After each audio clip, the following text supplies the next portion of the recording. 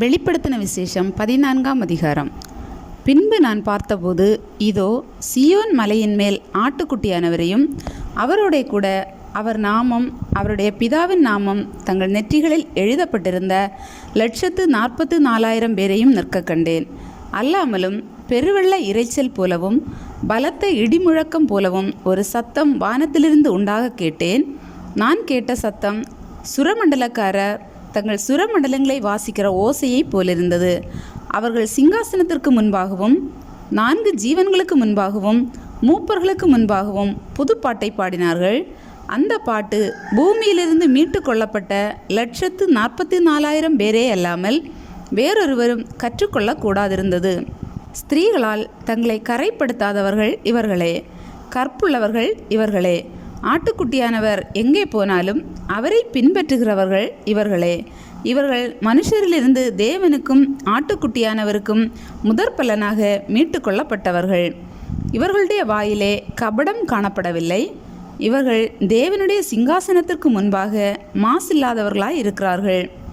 பின்பு வேறொரு தூதன் வானத்தின் மத்தியில் பறக்க கண்டேன்.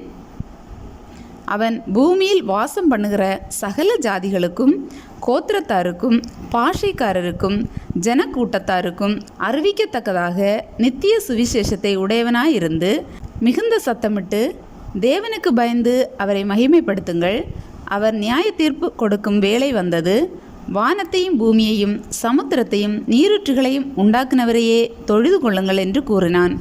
வேறொரு தூதன் பின் சென்று, பாபிலோன் மகா நகரம் விழுந்தது, தன் வேசித்தனமாகிய உக்கிரமான மதுவை சகல ஜாதிகளுக்கும் குடிக்க கொடுத்தாளே என்றான்.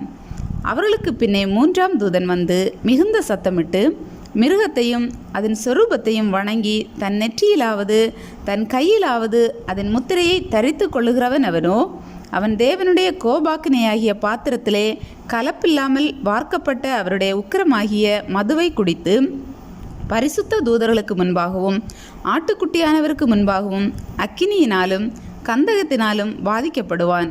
அவர்களுடைய வாதையின் புகை சதா காலங்களிலும் எழும்பும்.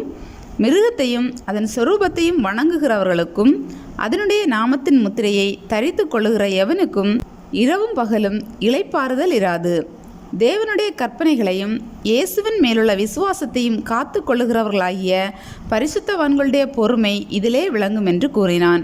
பின்பு பரலோகத்திலிருந்து ஒரு சத்தம் உண்டாக கேட்டேன். அது, கர்த்தருக்குள் மரிக்கிறவர்கள் இது முதல் பாக்கியவான்கள் என்றெழுது. அவர்கள் தங்கள் பிரயாசங்களை விட்டொழிந்து இளைப்பாறுவார்கள். அவர்களுடைய கிரியைகள் அவர்களோடே கூட போம். ஆவியானவரும் ஆம் என்று திருவுளம் பற்றுகிறார் என்று சொல்லிற்று. பின்பு நான் பார்த்தபோது, இதோ வெண்மையான மேகத்தையும் அந்த மேகத்தின் மேல் மனுஷகுமாரனுக்கு ஒப்பானவராய் தமது சிரசின் மேல் பொற்கிரீடத்தையும் தமது கையிலே கருக்குள்ள அரிவாளையும் உடைய ஒருவர் உட்கார்ந்திருக்கிறதையும் கண்டேன்.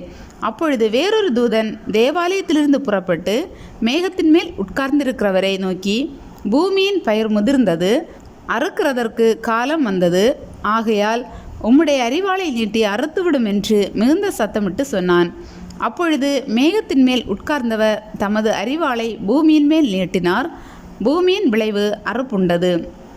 பின்பு வேறொரு தூதனும் கருக்குள்ள அரிவாளை பிடித்து கொண்டு பரலோகத்திலுள்ள தேவாலயத்திலிருந்து புறப்பட்டு வந்தான். அக்கினியின் மேல் அதிகாரம் உள்ள வேறொரு தூதனும் பலிபீடத்திலிருந்து புறப்பட்டு வந்து கருக்குள்ள அரிவாளை பிடித்திருக்கிறவனை நோக்கி, பூமியின் திராட்சை பழங்கள் பழுத்திருக்கிறது, கருக்குள்ள உமது அரிவாளை நீட்டி அதன் குலைகளை அறுத்துவிடும் என்று மிகுந்த சத்தத்தோടെ சொன்னான். அப்பொழுது அந்த தூதன் தன் அரிவாளை பூமியின் மேலே நீட்டி பூமியின் திராட்சை பழங்களை அறுத்து தேவனுடைய கோபாக்கினை என்னும் பெரிய ஆலையிலே போட்டான். நகரத்திற்கு புறம்பேயுள்ள அந்த ஆலையிலே அது மிதிக்கப்பட்டது. அந்த ஆலையிலிருந்து 1600 ஸ்தாதி தூரத்திற்கு இரத்தம் புறப்பட்டு குதிரைகளின் கடிவாளங்கள் மட்டும் பெருகி வந்தது.